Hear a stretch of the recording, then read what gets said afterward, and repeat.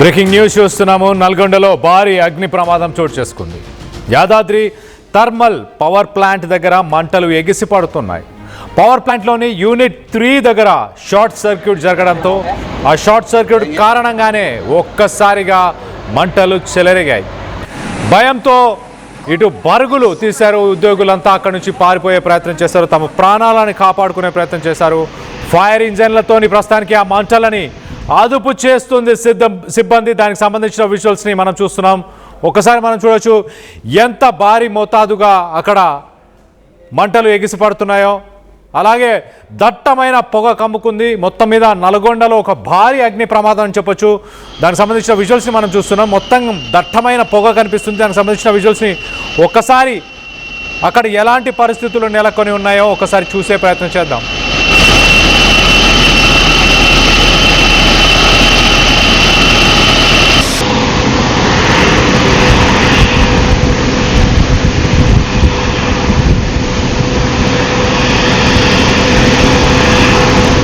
Right, మనం విజువల్స్లో చూస్తున్నాం. చాలా క్లియర్గా భారీగా మంటలు ఎగిసిపడుతున్నాయి. మరి దీనికి షార్ట్ సర్క్యూటే కారణమా, ఇతర కారణాలు ఏమైనా ఉన్నాయా? ఒక్కసారిగా అక్కడ మంటలు ఎగిసిపడడానికి గల కారణం ఏంటనే దానిపై మరింత అప్డేట్ తీసుకునే ప్రయత్నం చేద్దాం. ఇటు మా ప్రతినిధి అచ్యుత్ అందుబాటులో ఉన్నారు. అచ్యుత్తో మాట్లాడి తెలుసుకునే ప్రయత్నం చేద్దాం. అచ్యుత్, చెప్పండి, ఇప్పటిదాకా ఆ మంటలు ఎగిసిపడడానికి గల కారణాన్ని అక్కడ అధికారులు గుర్తించారా? Good afternoon Kalyan. ఏదైతే నల్గొండ జిల్లా బీర్లపాలెం యాదాద్రి థర్మల్ పవర్ ప్లాంట్ లో భారీ అగ్ని ప్రమాదం చోటు చేసుకుంది. 3వ యూనిట్ లో కూడా ఒకసారి షార్ట్ సర్క్యూట్ తో కూడా ఈ ప్రమాదం చోటు చేసుకోవడంతో దట్టమైన నల్లటి పొగలు వ్యాప్తి చెందడంతో కూడా మొత్తం కూడా అందులో ఉన్న సిబ్బంది మొత్తం బయటికి పరుగులు తీసినటువంటి పరిస్థితి కనపడుతుంది. అనధికారికంగానే ఈ మధ్యనే 3వ యూనిట్ లో పవర్ జనరేషన్ ప్రారంభించారు. అది గత సంవత్సరం మే నెలలోనే కూడా 1వ నెంబర్ యూనిట్ లో కూడా ఇలాంటి ప్రమాదమే చోటు చేసుకుంది. వరుసగా ప్రమాదాలు చోటు చేసుకుంటూనే ఉంటున్నాయి. కానీ ఈ రోజు జరిగిన ప్రమాదం మాత్రము అక్కడ టర్బైన్లో ఆయిల్ రిపేర్ చేసిన క్రమంలో కూడా ఆయిల్ లీక్ అవడం, మంటలు చెలరేగడం, షార్ట్ సర్క్యూట్ తో కూడా ఈ మంటలు చెలరేగినాయని కూడా అధికారులు చెప్తున్నట్టు పరిస్థితి కనపడుతుంది. దీని మొత్తం కూడా పూర్తిగా ఎంక్వైరీ చేస్తున్నామని కూడా అధికారులు చెప్తున్నట్టు పరిస్థితి కనపడుతుంది. ముఖ్యంగా చూస్తే ఎవరికి ఎలాంటి ప్రాణ నష్టం జరగలేదు, ఎక్కడికి కూడా ఎవరికి కూడా గాయాలు కాలేదు. కాకపోతే ఏంటంటే అందులో కొంతమంది సిబ్బంది ఉన్నారు.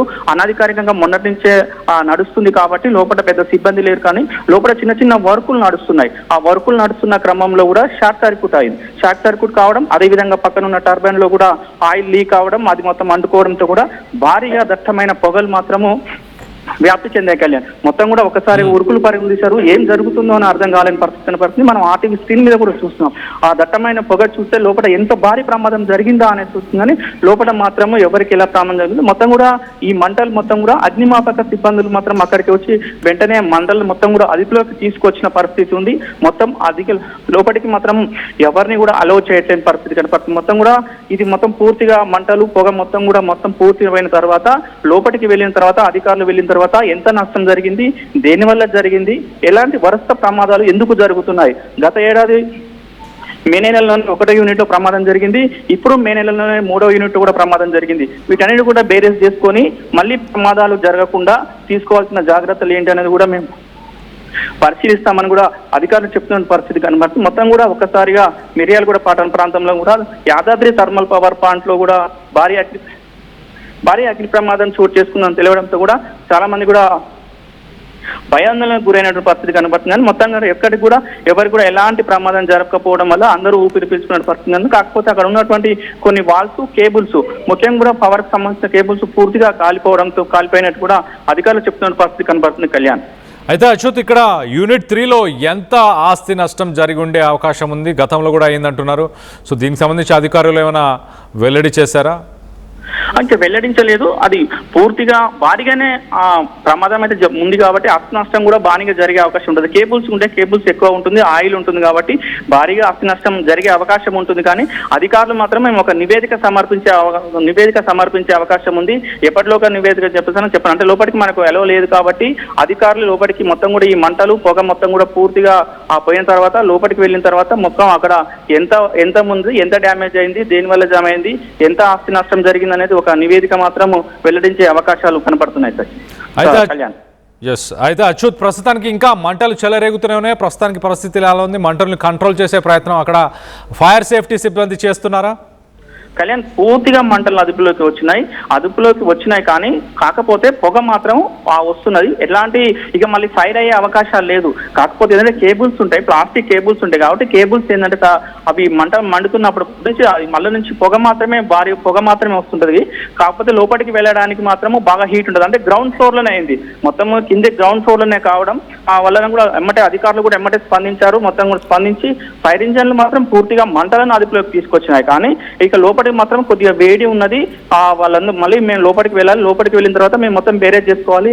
ఎంత ఆస్తి నష్టం జరిగింది ఏంటనేది మొత్తం కూడా నివేదిక వెల్లడించాలి. ఆ నివేదిక వెల్లడించిన తర్వాతనే మనకు మొత్తంగా ఎంత ఆస్తి నష్టం జరిగింది అనేది ఒక సమాచారం వచ్చే అవకాశం కనపడుతుంది. Kalyan. Right Achyut, thanks for the latest update. మొత్తం మీద యాదాద్రి థర్మల్ పవర్ ప్లాంట్లో మంటలు ఎగిసిపడుతున్నాయి. ప్లాంట్లోని యూనిట్ 3లో షార్ట్ సర్క్యూట్ జరగడం వల్ల భారీగా అక్కడ మంటలు ఎగిసిపడుతున్నాయి. టర్బైన్ ఆయిల్ కూడా లీకేజ్ అవ్వడం, షార్ట్ సర్క్యూట్, ఈ రెండింటితో ఒక్కసారిగా మంటలు చెలరేగాయి.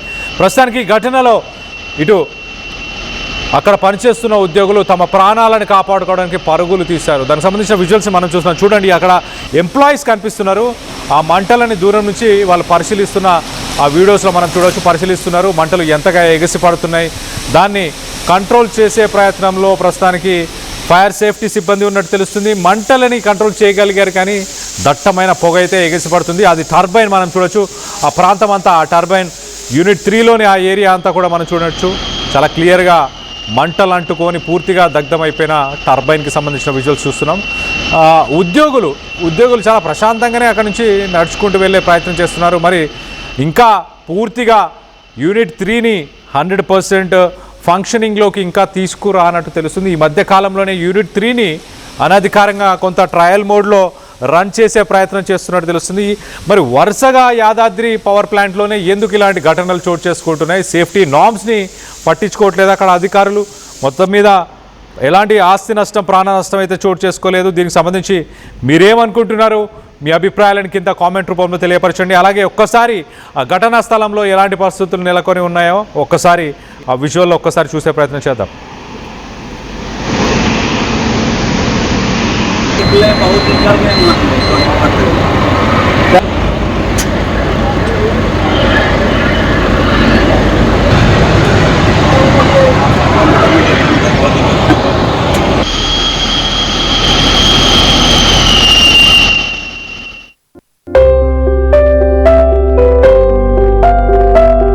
చిన్న చిన్న ఆనందాలు 35 ఏళ్లుగా నా జీవితంలో లేవు. 35 ఏళ్లుగా నేను డైపర్లలో బ్రతికాను. 6 సెంటీమీటర్ల ఫిస్టులా నా మూత్రాశయంలో లీకు కారణమైంది. ఎవరూ నాకు సహాయం చేయలేకపోయారు. ఏఐఎన్యూలో వైద్యులను కలిసే వరకు అక్కడ వారు రోబోటిక్ శస్త్రచికిత్సతో నాకు పరిష్కారం ఇచ్చారు. వారు నా ఆత్మవిశ్వాసాన్ని కూడా తిరిగిచ్చారు. Precision care makes it possible. The Center for Robotic Surgery at AINU